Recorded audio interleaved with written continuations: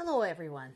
Before we begin, courtesy of haters, this is your daily reminder that Americans per year spend 160 times more money on non essential purchases than the amount US has given Ukraine.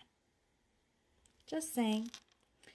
So, not surprisingly, Daria Trepova has been sentenced to 27 years in prison. Likely she will not survive unless some miracle happened, because that's how Russian prisons work. They don't send people there to be rehabilitated, they send people there to die. She is delivered a statuette containing explosives to a popular Russian war blogger who was basically a one-person propaganda machine supporting the war in Ukraine. We talked about this yesterday, the airplane crash that, according to the Russians, was carrying Ukrainian POWs for prisoner exchange. But there is some question to that. So Ukraine is already saying they're going to conduct an investigation to see what exactly was on that plane. We still don't know why the plane had crashed. It could have been a malfunction of some sort. It could have been shot down, considering where it happens. You know, this is Belgorod region, which is that region that is very, very close to Ukrainian borders. But here is another major question, and that is the question of how true was the Russian statement that it was carrying POWs.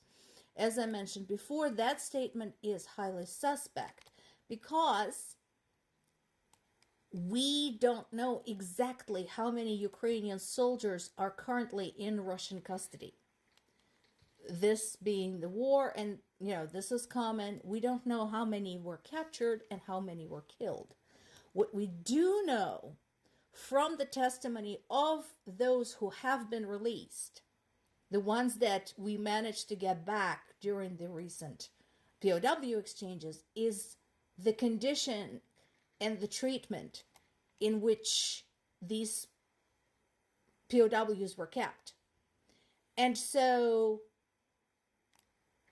the general feeling is that surviving in Russian custody for any length of time is quite an ordeal. And so there is a strong possibility that the prisoners of war who were supposed to have been aboard that airplane and possibly were part of the conversation about prisoner exchange have actually already been killed while in Russian custody. And this is just a big cover-up. The plane could have been carrying anything. Again, in that region, the military transport is common because it's so close to Ukrainian border. So it could have been carrying explosives, military supplies, literally anything. But they're telling us that it was POWs because they have to account for their deaths somehow. So, again, Ukraine said they're going to investigate. We'll see what happens with that. And I'm just going to treat this as a developing story. Well, this has been a while. So if you have a feeling, if you're following the events in Ukraine and you actually give a shit, first of all, you're in the minority. Welcome to the club.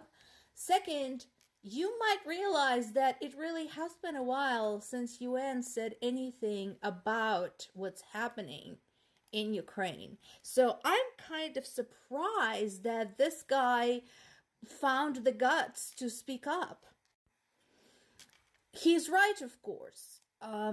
UN has been playing entirely into Russia's hands this entire time when it comes to the war in Ukraine. First of all, they, for the longest time, continued referring to the war as a special military operation, which is the term adopted by Russia and insisted upon. And then they failed to censor Russia in any shape or form. If you recall, there were numerous calls for expelling Russia from the United Nations, period, or at least removing Russia from the UN Security Council, which is the body that decides where to send UN peacekeeping troops and where the interference is warranted. And so the fact that somebody from the UN is actually raising a hand and saying, hey, you guys, remember this is still going on, is surprising. I am kind of wondering what brought this on. We'll see if anything happens. Usually there's no result. A lot of people are saying UN has outlived its usefulness, and at this stage of the game, I tend to agree. Initially, if you remember, UN's predecessor was the so-called League of Nations, which too, after an initial period of time, proved to be singularly impotent. For starters, when Hitler rose to power, the League of Nations did nothing. So, UN was formed after World War II in hopes of perhaps providing a better governing body for international relations, in hopes of averting another such disaster, averting another Hitler, and so on and so forth. Didn't happen because we've since had quite a few dictators, including Putin. And so this is why this particular remark by their refugee chief is so surprising to me. Like, what's going on? Did you feel that you might be out of a job or something, since you have to deal with the refugee crisis directly? Again, I suggest we treat this as a developing story, and we'll see how that goes.